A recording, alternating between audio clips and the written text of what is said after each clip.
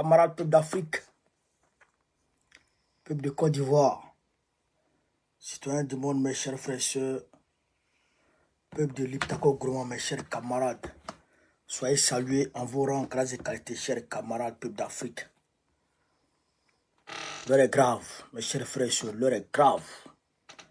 Je vous demande ici de partager au maximum cette vidéo, de la mettre partout à travers le monde entier. Je dis bien partout à travers le monde entier. Partout, besoin se fera, partager la vidéo au maximum, chers camarades. Cette vidéo est très importante. Il faut la partager au maximum, chers camarades d'Afrique.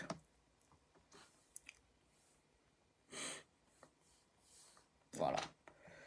Donc, avant de rentrer dans le vif du sujet, je voudrais ici demander aux Ivoiriens et aux Ivoiriennes d'aller se faire enrôler. Chers camarades, chers frères et sœurs, allez vous faire enrôler, ça ne coûte rien. Voilà, les nouveaux majeurs là. Parce que ceux qui ont 34 ans aujourd'hui là, qui sont avec nous là, il y a beaucoup d'entre vous qui n'êtes pas sur la liste. Oui, parce que 2010, ceux qui avaient 18 ans en 2010, ils ont quel âge aujourd'hui? Ils ont quel âge aujourd'hui?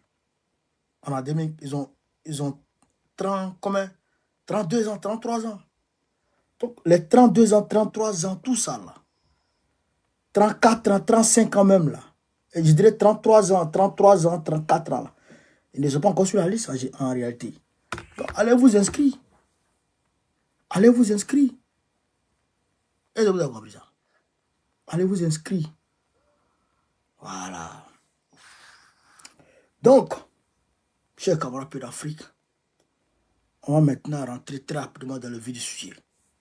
Partagez au maximum la vidéo. L'heure est grave. Bipez-moi tous les Burkinabés qui sont sur cette page. Bipez-moi tous les Burkinabés. Puis après, je vais voir si éventuellement j'ai pu faire jouer mes contacts pour que l'information arrive là-bas officiellement. Je vais dire au Burkina Faso et dans l'AES. Mais déjà, partagez pour que tout le monde entier soit alerté. C'est une manière pour nous de dénoncer ce qui se prépare contre l'AES. Voilà. On va parler bien entendu de ça. Amadou Koufa a été interviewé par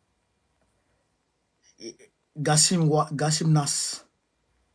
Encore, Amadou Koufa a été interviewé par Gassim Nas de France 24 et de RFI. Et ce gars-là, il a mis en garde 3 autres nouveaux pays. Je vais vous parler aujourd'hui, chers camarades d'Afrique. Je vais vous parler. Apprêtez-vous, partagez la vidéo. Mais, avant d'arriver là-bas, il faut que je vous montre certaines choses.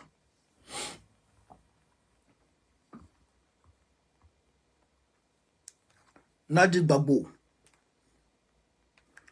elle est allée sur Madame Dosso, la femme de Dosso, Dosso qui a été enlevée par Alassane Draman Ouattara, comme elle-même, Nadi, elle-même, son mari, avait été enlevé par Alassane Ouattara, et les Sarkozy là. Donc elle est venue donner conseil à la femme de Dosso et elle est venue la soutenir. Je ne pouvais pas être indifférent face à cette action d'envergure, de compassion, chers camarades d'Afrique, de la part de Madame Gbagbo. Je ne peux pas rester indifférent. Je vais vous laisser suivre la vidéo et je vais vous demander de tapoter, de partager au maximum la vidéo. Comme on ne dit pas au champ, on va aller très rapidement. Je vais mettre la partie où Madame Gbagbo parle, chers camarades. On va écouter la partie où Madame Gbagbo parle. Voilà. Tapotez, mettez les cœurs. Voilà. Madame Dosso, qui, en dépit de la On situation va écouter Madame difficile, Gbagbo. reste debout. Aussi a-t-elle rassuré les parents du détenu de son soutien. Quand on rentre ici, on n'a pas le sentiment qu'on est dans la maison d'un prisonnier. Et ça, c'est la présence de Dieu au fond de notre maison. On est venu quand même vous dire que nous sommes avec vous, Madame Dosso. Elle est tellement brave et courageuse que moi, je n'ai même pas de mots d'encouragement à vous dire. La seule chose que je peux faire, c'est vous dire une seule phrase que je vous dis à chaque fois. S'il a la santé, il faut prier Dieu pour qu'il ait la santé et puis la longévité. Quand il est à la santé, j'ai dit, un jour qui passe est un jour béni pour moi, ça me rapproche de sa libération, parce qu'il va sortir. Vous n'êtes pas seul. On vous envoie une petite enveloppe pour que vous lui fassiez à manger, vous dire que comme on ne pourra pas aller tout le temps parce que les visites sont interdites, on lui donne à manger à travers vous. Et puis qu'il salue aussi ses autres amis qui sont là-bas, les 25 prisonniers. À travers vous, on les salue. On passera aussi voir leur retour. Parce que ce qui est paradoxal en Côte d'Ivoire, c'est que à peine nous réussissons la libération de nos prisonniers, à qu'ils ne prennent encore, qu'ils mettent encore d'autres personnes aussi en prison.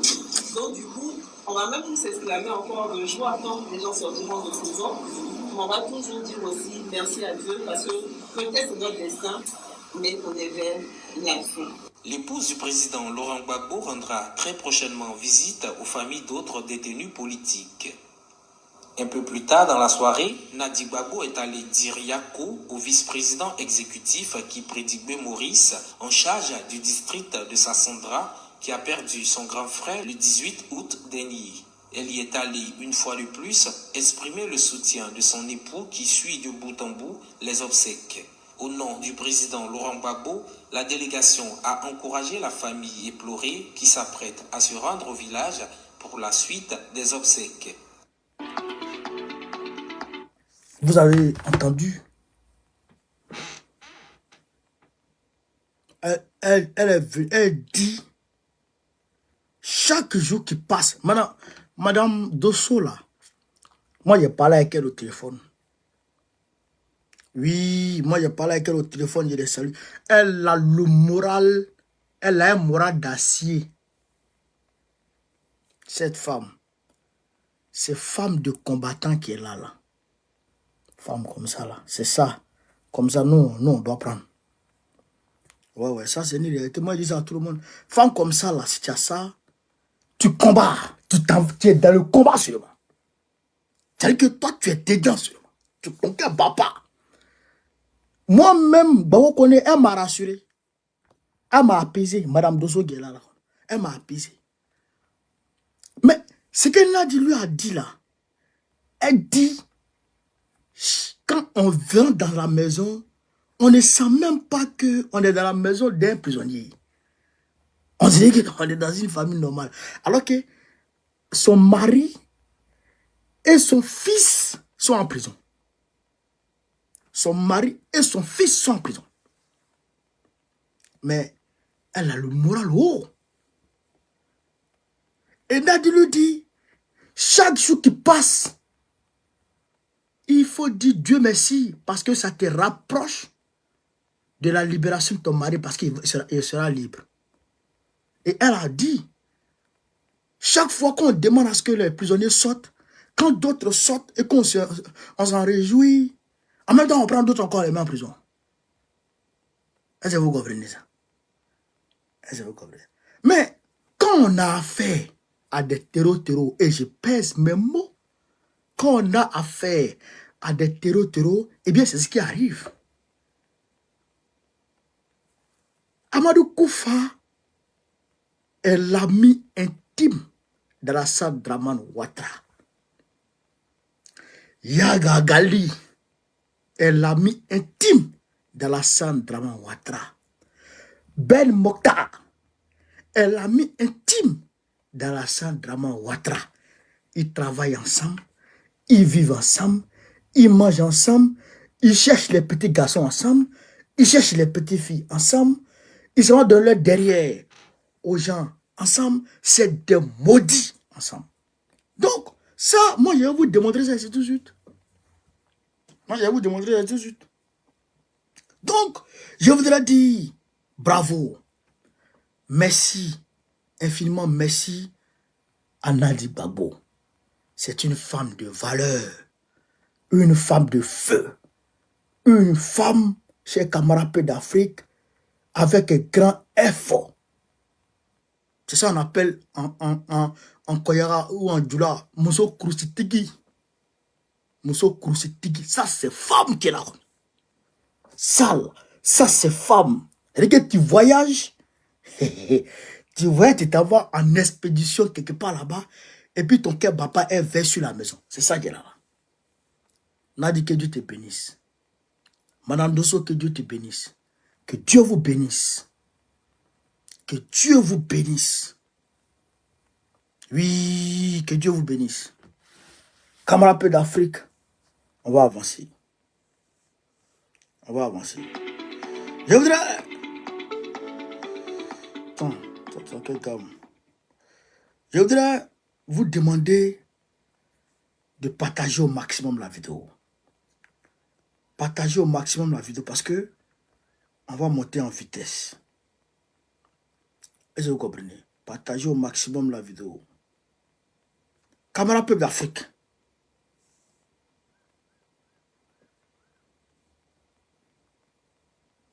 Camarades peuple d'Afrique. Mokhtar Maouloud. Ben Mokhtar Maouloud. Un terreau. Un terreau de renom. Un véritable criminel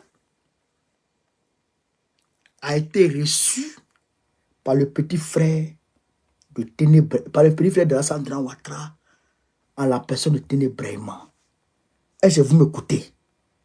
Un chef terreau qui fait rage dans le Sahel a été reçu en cachette, en catimini, en silence, dans le noir total, dans le blackout total, par le petit frère de Dramane Ouattara, sous, je dirais, sous le commandement de Dramane Ouattara lui-même. Vous vous rappelez, je vous avais dit il y a 2 mois de cela, qu'il y a un terreau qui avait mené des exactions, je crois, en Afrique australe, je crois que c'est en Somalie, non, en Éthiopie, qui avait mené des actions terroristes en Éthiopie, qui a été attrapé en Côte d'Ivoire par Interpol. Je vous dis, la vidéo est encore sur mon TikTok. Et la vidéo même circule partout. Aujourd'hui, c'est TV5 qui dit que en réalité, le terreau Mokhtar Maouloud, Ben Mokhtar Maouloud, a été vu avec Ténébré à Abidjan. Écoutez la vidéo, chers camarades d'Afrique. Vous l'avez intitulé de Gao à Abidjan sur les traces de Ben Mokhtar, le broker qui chuchote à l'oreille des Ouattara. Il a fait la rencontre du ministre de la Défense actuel, qui est le frère du président de la République. Ouattara. Téné Birahima Ouattara. Alors, il n'y a aucune photo de lui aujourd'hui. Aucune photo. C'est vraiment un homme de l'ombre. Un homme de l'ombre, il n'y a aucune photo de lui. Vous avez entendu? Ben Mokhtar Maouloud. Il a été vu, il a été reçu par le petit frère de Dramane Ouattara. C'est pas moi qui parle, hein? C'est pas moi qui parle, hein? C'est eux qui parlent, hein? Mais est-ce que vous savez où se trouve aujourd'hui Amadou Koufa? Est-ce que vous savez où Amadou Koufa se trouve aujourd'hui, où je vous parle là? Il est à Abidjan. Il est à Abidjan. Amadou Koufa là, il est à Abidjan. Il a été interviewé par Wassim Nas. Il a été interviewé par Wassim Nas sur France 24. Il a menacé 3 pays, en plus de l'AES, il a menacé 3 pays du Golfe de Guinée, à savoir le Togo, le Bénin et le Ghana. Je répète, Koufa a été interviewé. Il a menacé le Togo, le Bénin et le Ghana. Il n'a pas menacé la Côte d'Ivoire.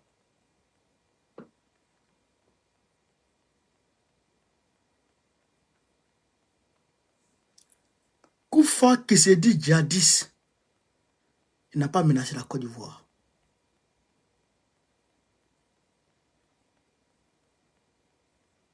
Quelle est la différence entre la Côte d'Ivoire et le Ghana, le Bénin et le Togo? Quelle est la différence? Ou bien tous les Ivoiriens sont des musulmans maintenant? Ou bien tous les Ivoiriens pratiquent la charia?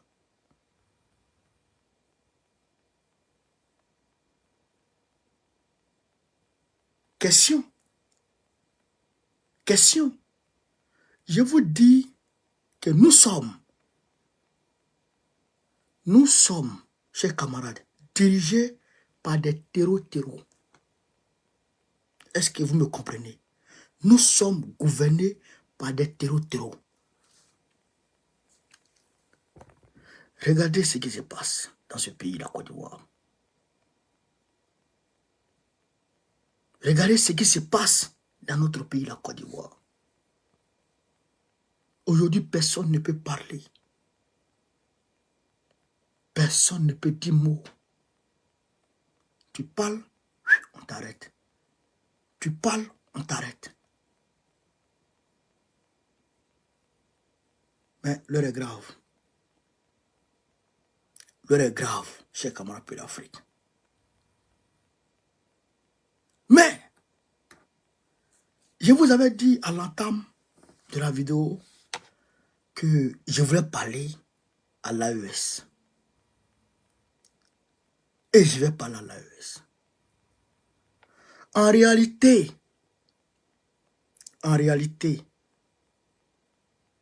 tant que Damiba n'a pas été extradé vers le Burkina Faso, je répète, tant que Damiba n'a pas été extradé vers le Burkina Faso, l'AES, je dirais, le Burkina Faso sera toujours en danger.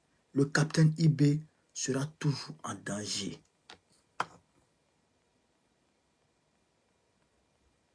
Camarades peu d'Afrique. Pourquoi, alors que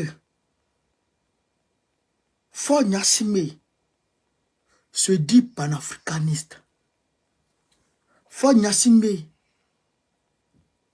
laisse apparaître un visage de panafricaniste,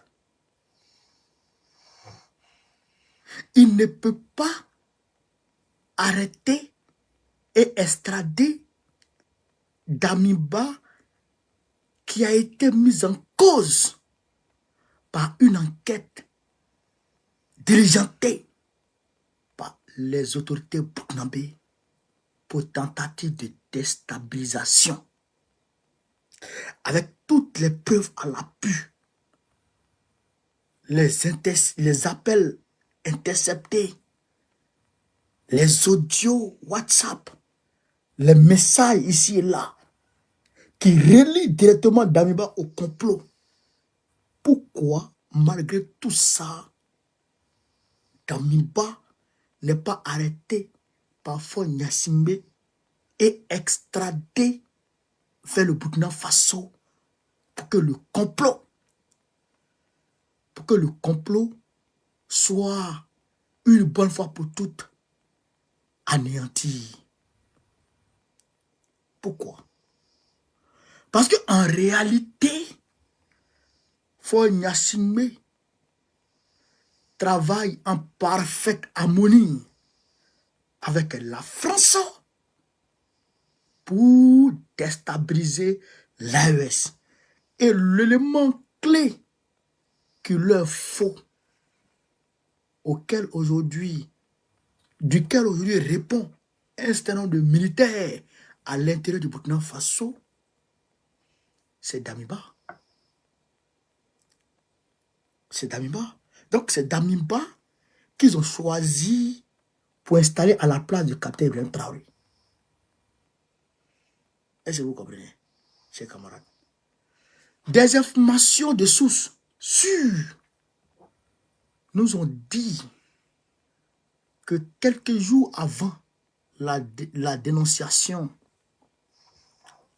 du complot par les autorités burkinabées, Damiba est venu ici avec Ford Gnassingbé en France ici.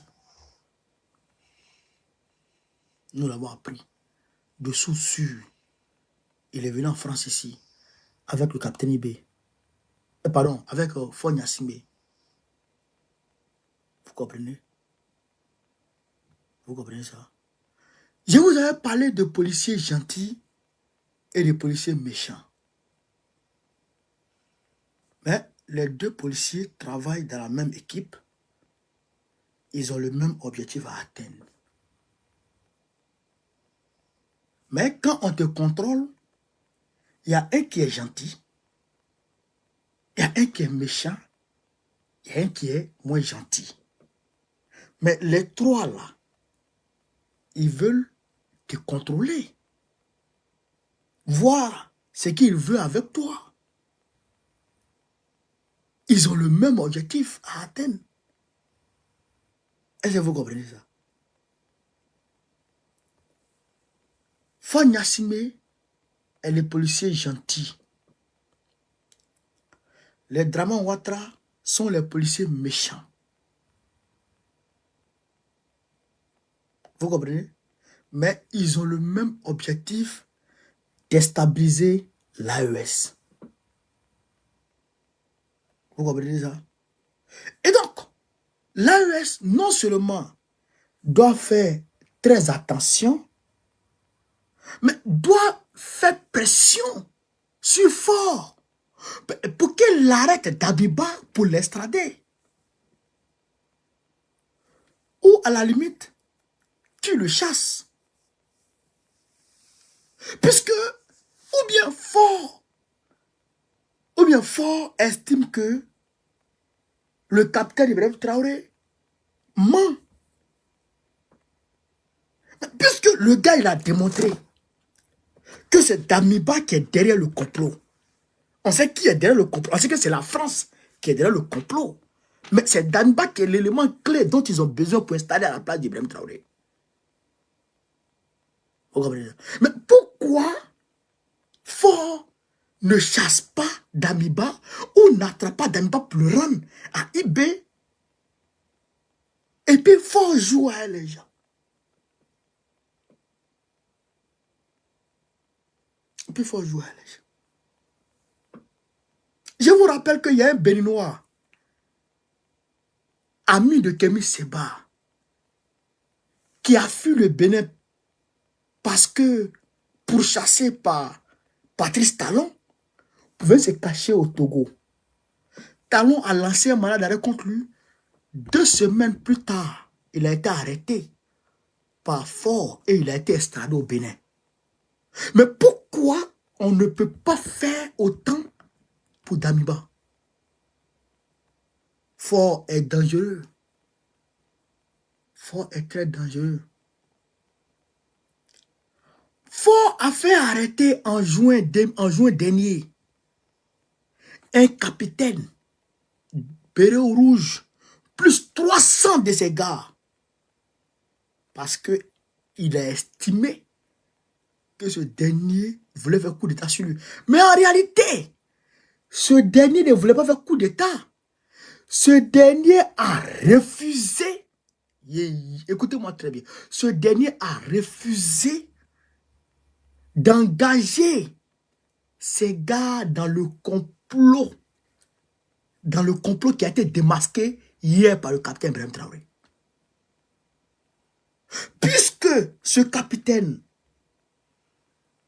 était parmi ceux qui ont été envoyés en Côte d'Ivoire en 2010 pour déstabiliser Gbagbo. Et à ceux-là, on avait promis 12 millions chacun. comme les 8400 de la Côte d'Ivoire qui ont pris les armes contre Alassane Ouattara, qui ont manifesté avec les armes sous Alassane Ouattara, et Alassane Ouattara a été obligé de payer leurs 12 millions, 12 millions. Les militaires togolais qui étaient envoyés en Côte d'Ivoire en 2010 n'ont pas reçu leurs 12 millions. Non seulement ils n'ont pas reçu leurs 12 millions, mais beaucoup d'entre eux ont disparu, comme les 8400. Les 8400 là, beaucoup d'entre eux ont été empoisonnés. Beaucoup ont été tués dans les casernes. Beaucoup ont été empoisonnés. J'en connais un qui a été empoisonné aujourd'hui, qui souffre. Qui souffre. Un mono bénéficierait de 12 millions, faisant partie des 8400. Et donc, c'est la même chose qui a été fait au Togo. Faure Gnassingbé a pris l'argent et il les a mis sans. Vous comprenez? C'est pourquoi, pour corroborer ma théorie de policier gentil, Alassane Dramane Ouattara, quand il a reçu le coup de fil de Soro Guillaume pour apaiser la situation sociopolitique en Côte d'Ivoire, Alassane Ouattara a demandé à Guillaume Soro de quitter l'AES et de venir, où ça? Au Togo. Pourquoi? Pourquoi au Togo? Parce que, il est ami avec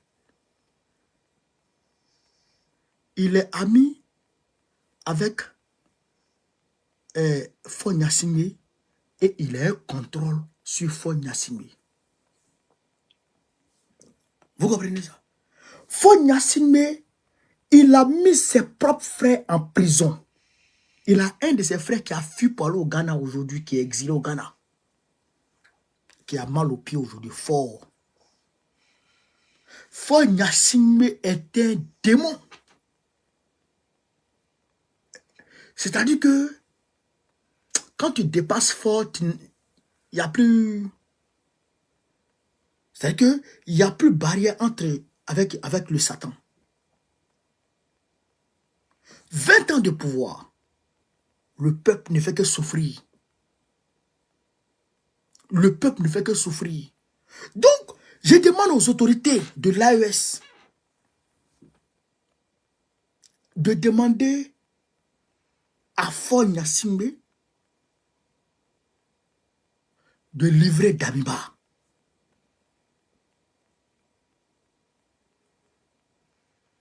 Il faut livrer Damiba. S'il ne livre pas Damiba, c'est qu'en réalité, il est complice. Parce qu'en réalité, je le dis, il est complice du complot qui est en cours contre Ibrahim Traoré. Parce qu'ils ont mis un système de coup d'État permanent contre Ibrahim Traoré. Et le coup d'État doit partir du Togo. Oui, le coup d'État doit partir du Togo. Et je vous comprenez ça. Parce que, regardez, dans toutes les guerres, dans tous les conflits que l'Occident mène, ils ont toujours une porte de discussion qui ne ferme jamais. Et cette porte de discussion-là, c'est fort. Cette porte de discussion, c'est fort. Aujourd'hui, Diomaye Faye est venu s'ajouter à eux. Mais Diomaye Faye même est pire. C'est que ça, c'est un petit dictateur qui est en train de naître. Un petit dictateur délinquant. Il va mettre Sonko en prison un jour. Regardez sur moi. Il va mettre Sonko en prison un jour. Ça va arriver. Il va mettre Sonko en prison. Vous comprenez ça? Donc, chers camarades, voici ce qui se passe dans ce monde. Voici ce qui se prépare contre l'AES. La Côte d'Ivoire, ça c'est clair. Alassane Ouattara, c'est clair. Amadou Koufa est là-bas. Parce que la dernière fois où les terreaux de Yagagali ont été repoussés à Baie, eh bien, il y avait eu un problème entre comment il s'appelle, entre l'Algérie et Yagagali. Mais Yagagali a fui. Il est où? Il est en Côte d'Ivoire. Chez Dramane Ouattara. Il est logé avec l'argent des contribuables ivoiriens.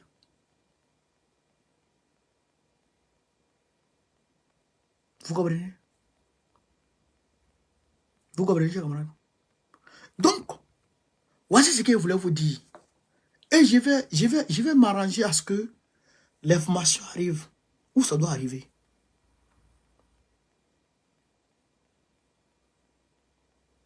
Je vais m'arranger à ce que l'information arrive où ça doit arriver. Si Fort veut n'a qu'à fermer son port, on va aller au Maroc.